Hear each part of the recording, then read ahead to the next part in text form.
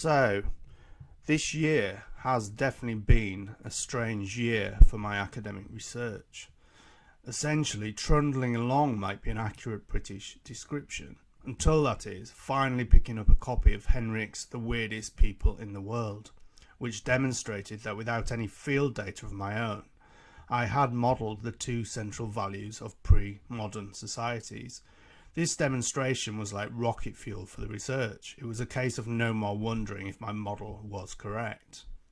Which leads us to the title of this video and why two values equals two forms of orienting towards qualia, which effectively alters that qualia. And to put more flesh on the bones, we now have additionally Michael Levin on Lex Fridman supporting an axis approach.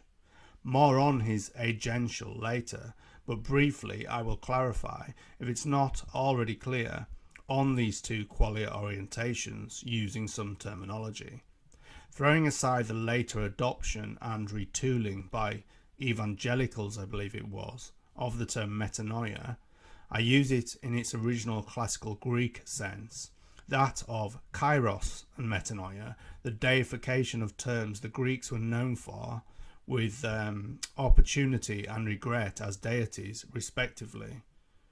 Previous to this video's title, I was opting for something more non-dual, as the YouTube channel is titled, in heading the discussion of qualia with a nod to Buddhist dukkha.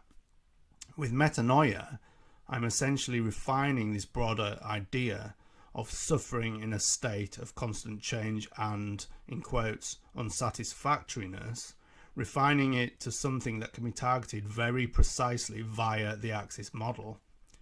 And the clue here on how this is done, the two forms of orienting, is that both Levin and I create something approaching a flat space graph, hence a two-axis approach and two directions, two metanoias.